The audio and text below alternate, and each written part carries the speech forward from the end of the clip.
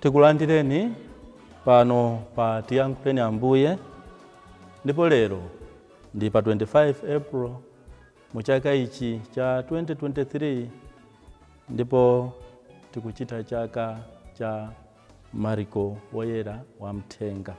Tiyeni tikhale pamenepo kuti timve kuti Mulungu watikonzera zotani.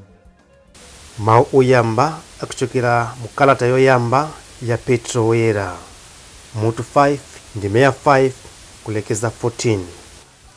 Amene akutiwerengera mawu oyamba ndi Novice Virginia Manuel, achipani cha asisteri a Daughters of Wisdom, kuchokera ku Martyrs of Uganda Parish, Vumbwe, mu Archdiocese ya Blantyre.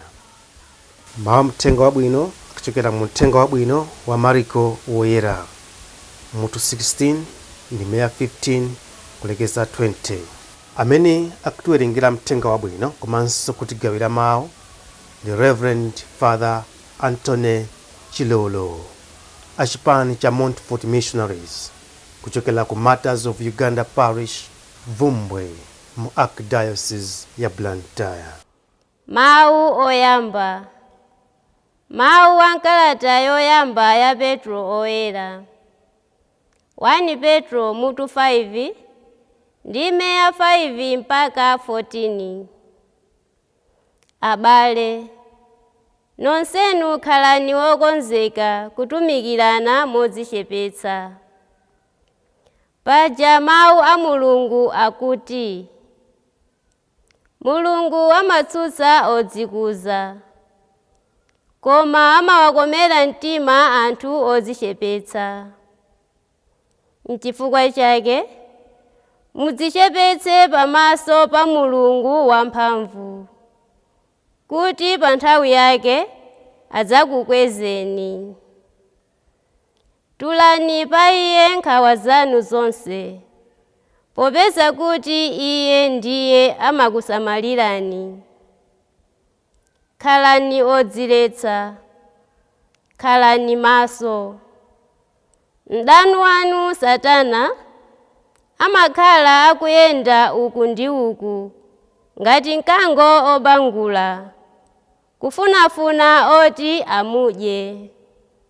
Limbanani naye mutakhazikika m'chikhulupiriro, podziwa kuti Akhristu anzanu pa dziko lonse lapansi nawonso ali kumva zowawa zomwezi.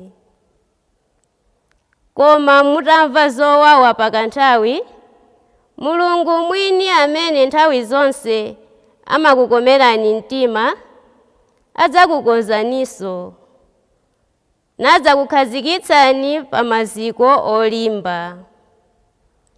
Ndiye amene adakuyitanani kuti pokhala limodzi ndi Khristu mukalandire ulemerero wake osatha.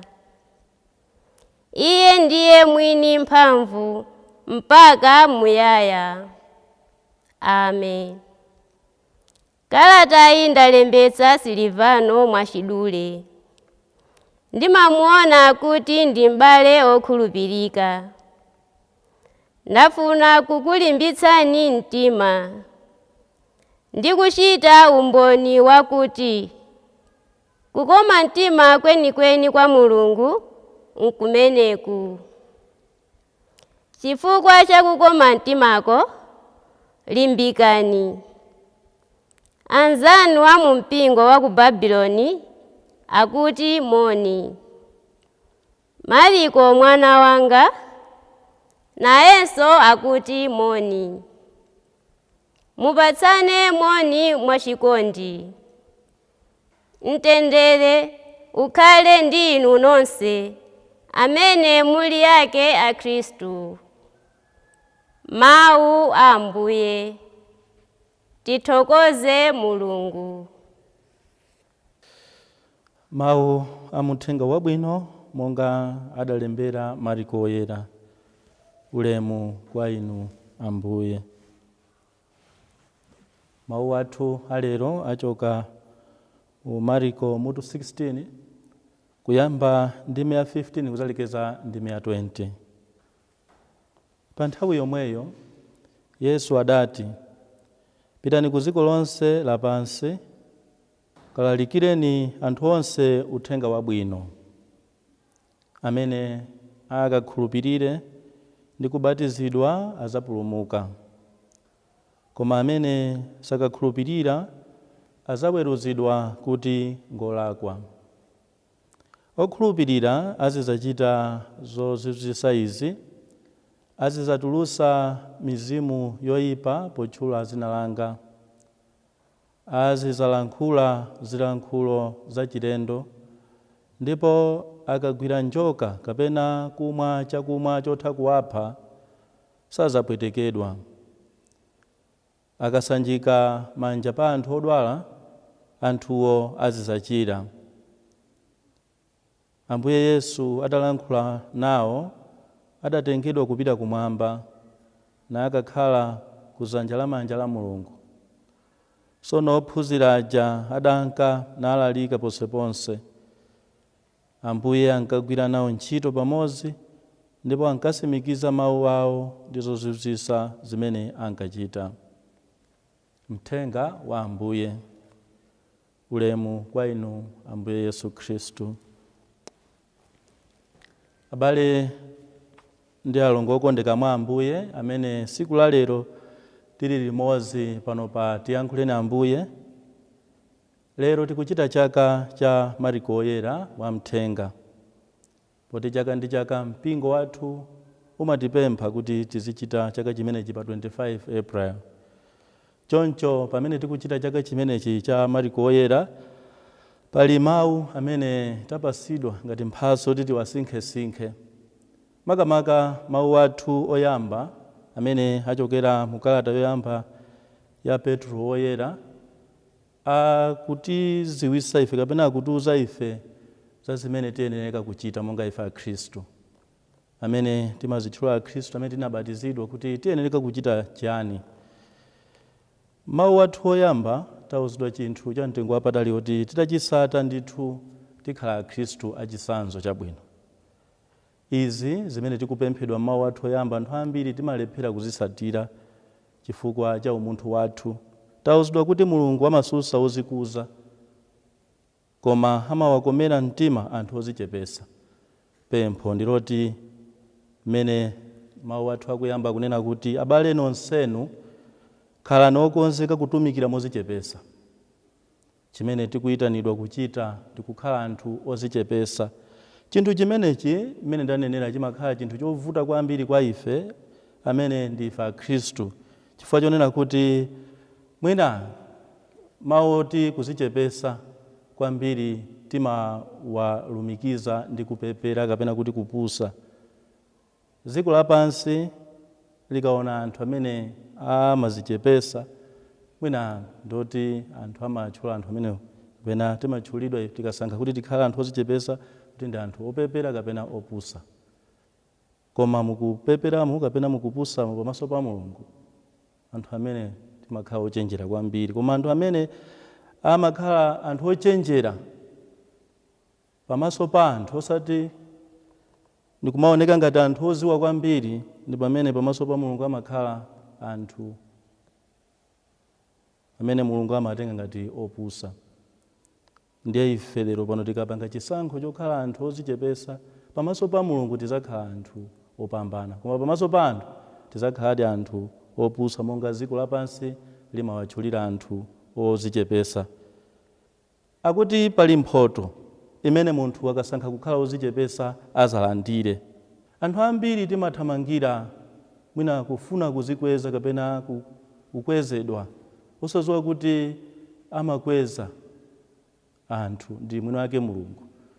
Chifukwa chake lero pano tikupemphedwa pamene tikuchita chaka cha Marko oyera kuti tipange chisankho chozichepesa nthawi zonse, tizichepese nde mu nthawi yake Mulungu akazaona kuti ndife okhulupirika pakuzichepesa azatikweza.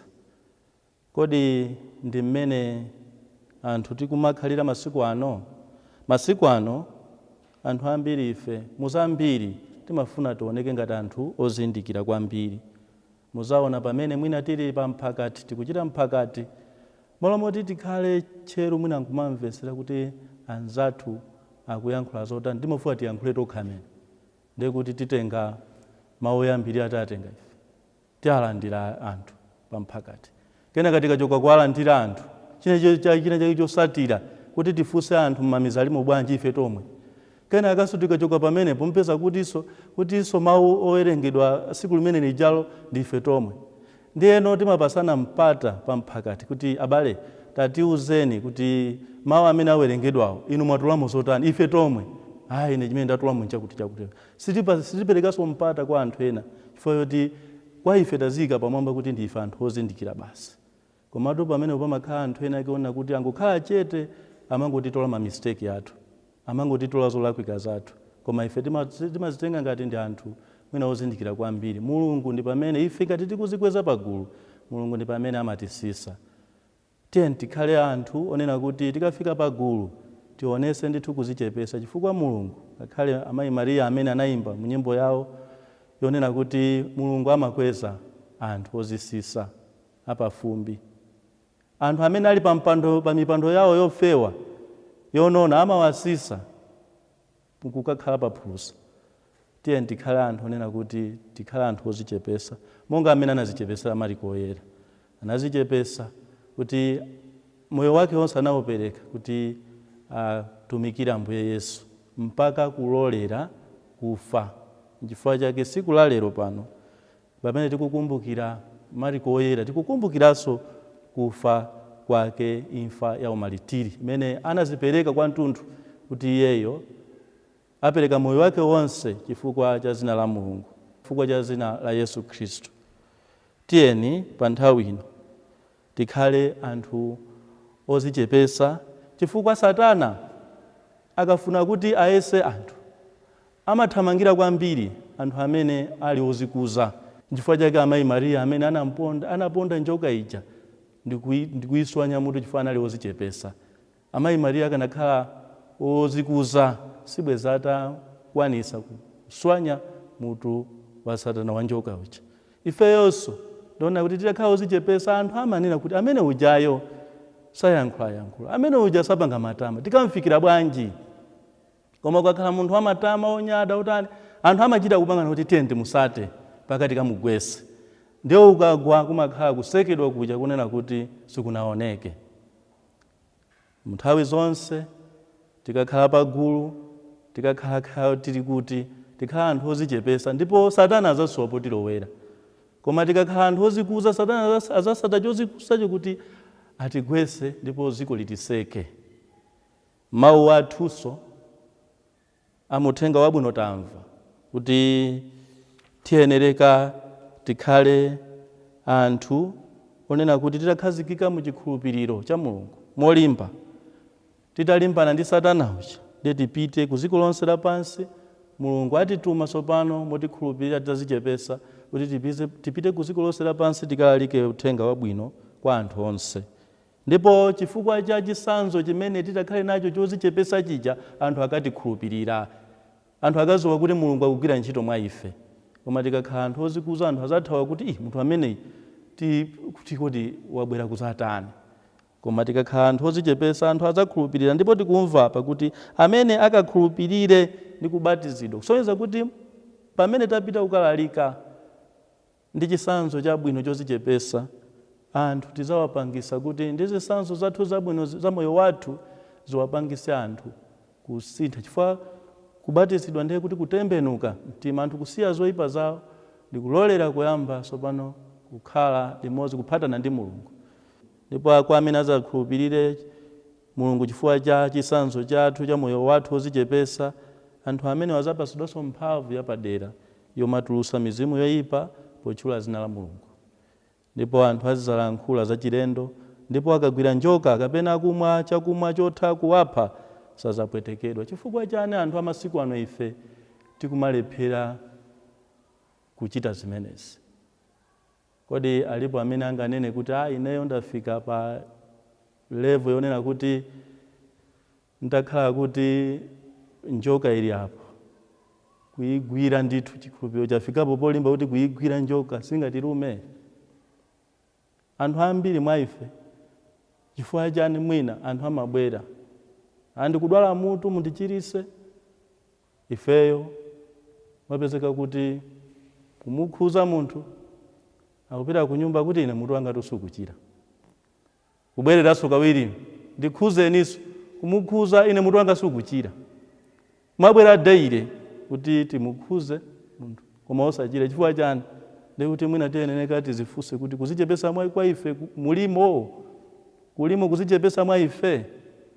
Tiyeni tipemphere tonse amene kuti pamene lero pano tikuchita chaka cha Marko woyera tiphunzire kukhala anthu ozichepesa, ndipo pozichepesapo tidikire ndithu tisakhalenso ndi phuma ayi kufuna kuti tikwezedwe mwachangu ayi, mulimo wake Mulungu azatikweza. China ndichoti tikhale anthu onena kuti tilimbane ndi Satana, kukhala anthu onena kuti tayika chikhulupiriro chathu chonse mwa Mulungu. Ndipo tikatero choncho zija zimene zanenedwa mu uthenga wabwino zija tizazikwanisa. Azizatulusa mizimu yoyipa potchula zina langa, azizalankhula zilankhulo zachilendo, ndipo akagwira njoka kapena kumwa chakumwa chotha kuwapha sazapwetekedwa. Akasanjika manja pa anthu odwala, anthu azizachira. Munali ndine m'bale wanu Father Anthony Chilolo, mwakoma nonse. Haleluya, Yesu wau.